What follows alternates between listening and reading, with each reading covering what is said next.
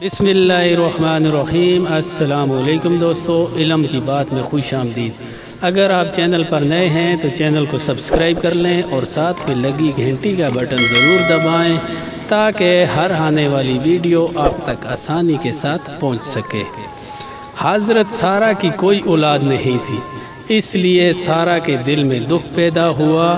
وہ مایوس ہو چکی تھیں، جس کی وجہ سے ان کا دماغ چڑچڑا ہو گیا۔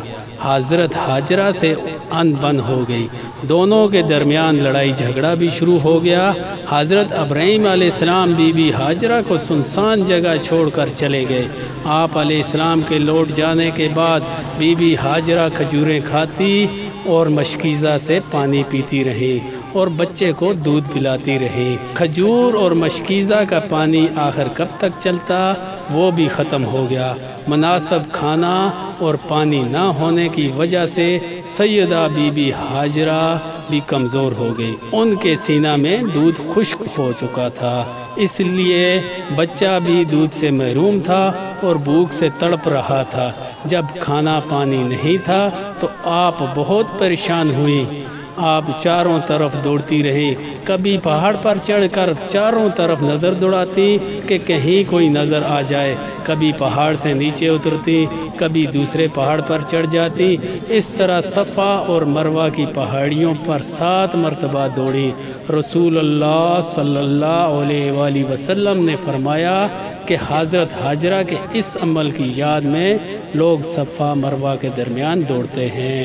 حضرت عبداللہ بن عباس رضی اللہ تعالی عنہ بیان کرتے ہیں کہ حضرت ہاجرہ جب آخری بار مروہ کی پہاڑی پر چڑھی تو انہوں نے ایک انجانی سی آواز سنی، جیسے کوئی کہہ رہا ہو۔ وہ اس سے غور کرنے لگی اور اتنے میں پھر دوبارہ آواز سنائی دی۔ اس پر حضرت ہاجرہ نے کہا، اے شخص، تو نے اپنی آواز تو سنا دی، تو میری فریاد سن کر میرے لیے کچھ کر سکتا ہے؟ پھر بی بی ہاجرہ نے ننھے اسماعیل علیہ السلام کے پاس حضرت جبرائیل علیہ السلام کو دیکھا کہ وہ اپنی ایڑی یا بازو کی مدد سے زمین کھود رہے ہیں، یہاں تک کہ اس میں سے پانی نکل آیا۔ حضرت ہاجرہ اپنے مشکیزے میں پانی بھرنے لگی، جیسے جیسے وہ پانی بھرتی رہی، پانی ابل کر اوپر آتا رہا۔ نبی کریم صلی اللہ علیہ وآلہ وسلم نے فرمایا، اللہ تعالی اسماعیل علیہ السلام کی ماں پر رحمت فرمائے، اگر وہ زمزم کو اسی حالت میں چھوڑ دیتی تو زمزم بہتا ہوا چشمہ ہوتا۔ یعنی حضرت ہاجرہ رضی اللہ تعالی عنہ نے چاروں طرف مٹی ڈال کر اسے گھیر دیا۔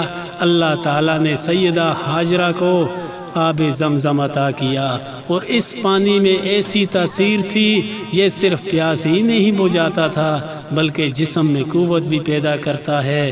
حضرت ابن عباس رضی اللہ تعالی عنہ سے روایت ہے کہ ایک روز ان کے سامنے ایک فرشتے نے حاضر ہو کر کہا، یہاں اللہ کا گھر ہے جس کو یہ بچہ اور اس کا باپ مل کر تعمیر کریں گے، اور اللہ اس گھر سے لوگوں کو ضائع نہیں کرے گا۔